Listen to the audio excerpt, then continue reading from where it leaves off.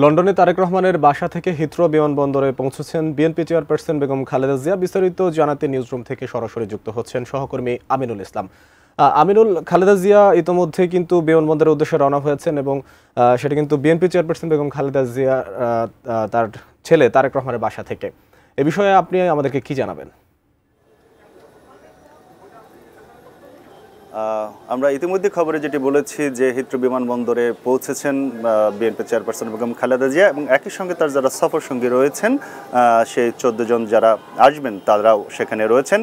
আমরা এর আগে দেখেছি যে লন্ডনে বিএনপির ভারপ্রাপ্ত চেয়ারম্যান খালেদা জিয়ার বড় ছেলে তারেক রহমানের গাড়িতে করে তার বেগম খালেদা জিয়া, তারেক রহমানের স্ত্রী, তার বড় পুত্রবধূ ডক্টর জোবাইদা রহমান এবং ছোট ছেলের স্ত্রী সৈয়দা শর্মিলা রহমান, তারা তিনজনে এক গাড়িতে করে হিথ্রো বিমানবন্দরে এসে পৌঁছান এবং সে গাড়িটি তারেক রহমান নিজে সে গাড়িটি ড্রাইভ করেন, তার মাকে তিনি বিমানবন্দরে পৌঁছে দেন। ইতিমধ্যেই তারা হিথ্রো বিমানবন্দরে পৌঁছেছেন এবং হিথ্রো বিমানবন্দর থেকে লন্ডনের সময় 4:10 এবং বাংলাদেশের সময় রাত 9:10 সেই বিমানটি কাতারের আমিরের দেয়া বিশেষ এয়ার অ্যাম্বুলেন্স যাতে করে তিনি বাংলাদেশে আসবেন সেটি রওনা হওয়ার কথা রয়েছে এবং আগামীকাল সকাল 10:30টার দিকে শাহজালাল আন্তর্জাতিক বিমানবন্দরে এটি পৌঁছানোর কথা রয়েছে।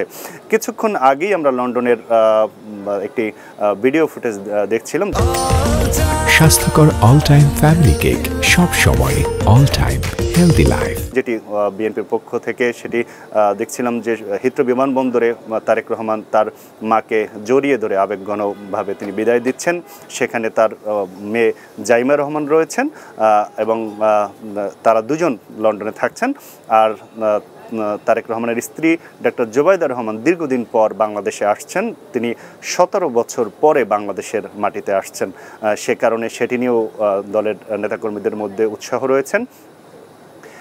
অর্থাৎ বেগম খালেদা জিয়া তার দুই ছেলের স্ত্রীকে সাথে নিয়ে তিনি বাংলাদেশে আগামীকাল সকাল 10:30টায় আসার কথা রয়েছে এবং তার আসার জন্য আমরা জানি যে বিএনপির চেয়ারপারসন হিসেবে বেগম খালেদা জিয়াকে দলের নেতাকর্মীরা তার অসুস্থতা নিয়ে যেমন উদ্বিগ্ন ছিলেন, তার উন্নত চিকিৎসার জন্য যখন তিনি গিয়েছিলেন জানুয়ারির 8 তারিখ, তখন পুরো রাজধানী জুড়ে নেতাকর্মীরা তাকে বিদায় দিয়েছিলেন এবং সেই একইভাবে তারা উৎসুক হয়ে আছেন তাকে অভ্যর্থনা জানানোর জন্য, বরণ করার জন্য।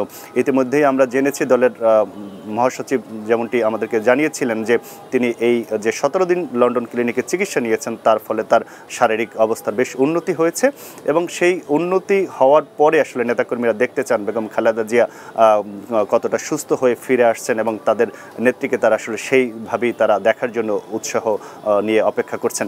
তো সেক্ষেত্রে যেহেতু তার এই দলের নেতাকর্মীদের উৎসাহ রয়েছে, সাধারণ মানুষের উৎসাহ রয়েছে, দলের পক্ষ থেকে বারবার অনুরোধ করা হয়েছে যেন আসলে সড়কে নির্বিঘ্নভাবে চলাচল যেন অন্য সবাই করতে পারেন। সে কারণে তারা যারা এই তাকে অভ্যর্থনার জন্য যাবেন তাদেরকে যেন ফুটপাতে তারা অবস্থান করেন এবং তারা যেন রাস্তার শৃঙ্খলা বজায় রাখেন। একই সঙ্গে যেহেতু এসএসসি পরীক্ষা চলছে তাদের যেন রাস্তাতে বিঘ্ন না হয় সেই বিষয়টিও তারা লক্ষ্য রাখতে বলেছেন। পুলিশের পক্ষ থেকেও একটি গণবিজ্ঞপ্তি দেওয়া হয়েছে, সেক্ষেত্রে তারা কিছু সেখানেও নির্দেশনা দিয়েছেন। সব মিলিয়ে বেগম খালেদা জিয়ার জন্য ইতিমধ্যে আমি আজকে আসলে দেখে এসেছি যে তার যে বাসভবন ফিরোজা সেখানেও সব ধরনের প্রস্তুতি নেওয়া হয়েছে এবং ফিরোজাতে তার যে আমরা জানি যে বিমানবন্দর থেকে তিনি সরাসরি চলে আসবেন ফিরোজাতে, সেখানে তার দুই পুত্রবধূকে সঙ্গে নিয়ে তিনি ভাষাতে প্রবেশ করবেন। সেখান থেকে তার বড় ছেলের স্ত্রী ডক্টর জোবাইদা রহমান তিনি চলে যাবেন ধানমন্ডিতে তার যে বাবার বাসা সেখানে তিনি যাবেন।